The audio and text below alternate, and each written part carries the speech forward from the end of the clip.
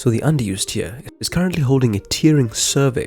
Folks, if you are an avid fan of the underused metagame, this is an opportunity for you to have your voice somewhat heard, as the people in charge of running the underused tier have decided to ask the player base a few arbitrary questions.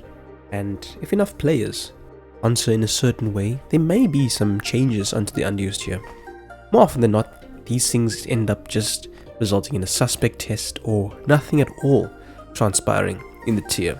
So without further ado, let's just go through the questionnaire ourselves. Folks, I will leave a link to the questionnaire in the description of the video down below. And if you do enjoy this type of content, make sure to leave a like and subscribe if you have not done so already, as we shall be doing a lot more of these. Also, if you want to start getting into the underused metagame as a whole, I encourage you to subscribe to this channel, as that's our main focus in competitive Pokemon singles. Right, so the survey, pretty much boring questions if I do say so myself, but it's always good to have your opinion heard. So I encourage you to fill out the questionnaire yourself, and perhaps you can assist in making some changes happen in the underused tier. First question: how much do you enjoy Scarlet and Violet UU right now? 1 to 10, with 1 being the worst and 10 being the best. It's pretty average if I do say so myself. It is most probably going to be a fact of the matter that we will be playing this metagame for probably the majority of 2025, if not the entirety of 2025, and the metagame it's getting quite stale. I'll give it a 6 because it's not that terrible, but it's quite average, if I'm being honest. How competitive do you find it? You know, I don't find the underused here quite competitive because there's not such grand room for innovation and uniqueness in underused at the moment. Hyper Offense has its own language, it has its dedicated Pokemon, and there are 2 styles of Hyper Offense, I believe, in the underused here, that being Psychic Terrain Cheese and Classical Hyper Offense with the dedicated lead to set up hazards. In the flavor of that archetype of the dedicated lead Hyper Offense, you're always going to find your Revavroom and Low Kicks. That's usually the team archetype that Hyper Offense tends to tilt towards. The balanced teams are all looking quite similar, you know, as well. Hydrapple's on every team, Tornadus is on every team, Excadrill's on every team, so balances are looking quite the same. And Stall is pretty much dead with the removal of Blissey. Yes, Pokemon like Clodsire can take up the mantle of being a special ball, but the fact that it has clearly defined weaknesses if it's unaware or water absorb, and doesn't have Blissey's massive HP pool as to where Blissey can take on nearly every special attacker without fear, means that Stall took a large knock, and Chansey is definitely not the same, as it is vulnerable to hazards, and a non-EV like Chansey is nowhere near as good as Blissey could ever be. So yeah, the team archetypes are pretty much the same, and even the ladder itself is kind of dull and dreary, as you more often than not will find yourself facing Weavile, Tornadus, Excadrill, Hydrapple, you name it. You'll probably end up facing it.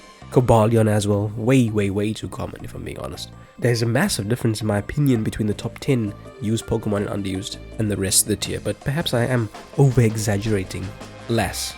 I think it's also quite average, a 5 I'd leave it as.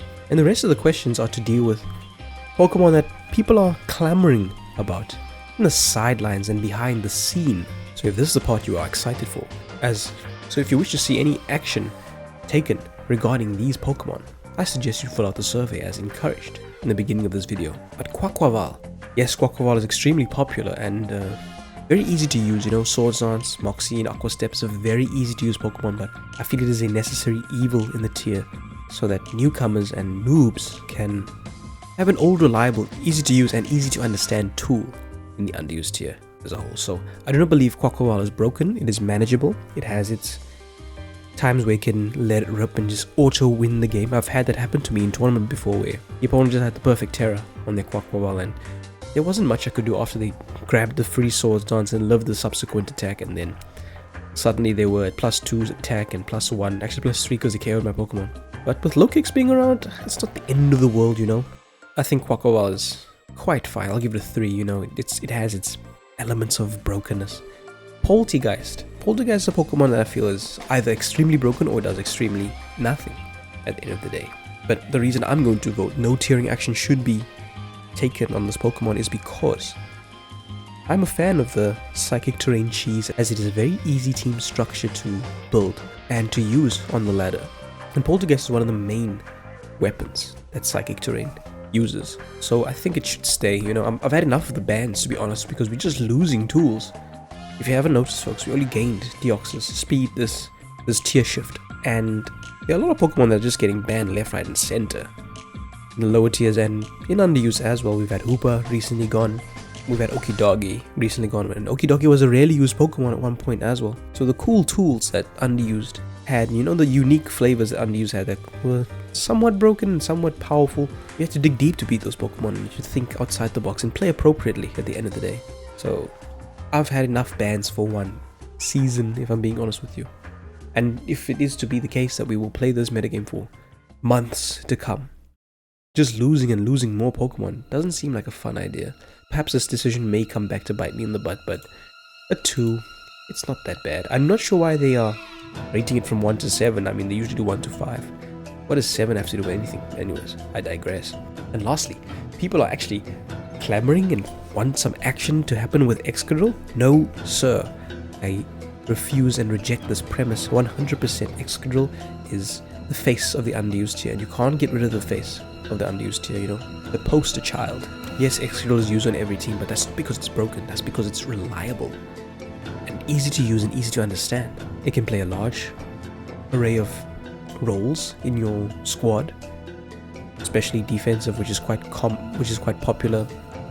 All out attacking with Sand Rush, or just a simple classical sash Excadrill to maintain and remove hazards on the floor, and with its excellent typing making it immune to toxic and electric attacks. And one of the few Pokemon that still run Steel Stab in Underuse, making sure that fairies, as uncommon as they are, do not overpower the tier, because Fairy Stab in Underuse is quite a good stab, if I'm being honest.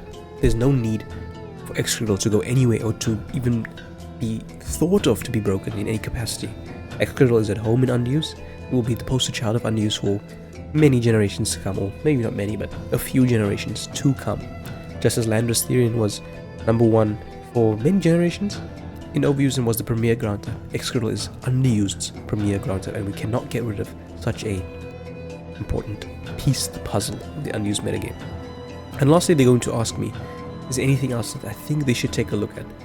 There are a few things in my mind, but Terastallize being chief among them. I'm still making the claim that if Terastallize was not a factor, most if not all of the Pokemon that have been banned from Underused would not have been banned. It would be an entirely different metagame altogether, and such uniqueness is a thing that I think is lacking in competitive Pokemon. You know, the tiers tend to dry up and become stale, as decisions seem to be sprung out of nowhere from the top down, rendering the casual player feeling relatively useless at the end of the day.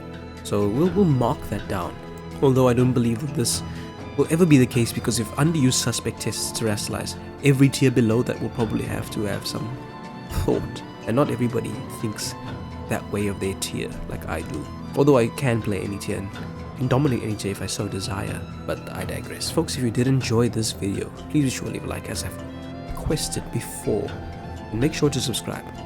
What do you think should be taken a look at in the Underused tier if you have filled out the survey, and even if you don't? I'd love to know your thoughts and opinions as well. What do you think about the Pokemon that they are kind of suggesting the community does not appreciate in the Underused tier? And what other Pokemon do you think should have been on this list? I for one am very shocked that Tornadus Therian was not on the list. I'd love to understand what other people identify as problematic in this tier. A very short and sweet one, folks, and one that's not very visually stimulating, but the perfect content to fall asleep to as you listen to my soothing voice as I discuss some ramblings of information. For now though, folks, we shall be U-turning out. Until next time, thanks for watching.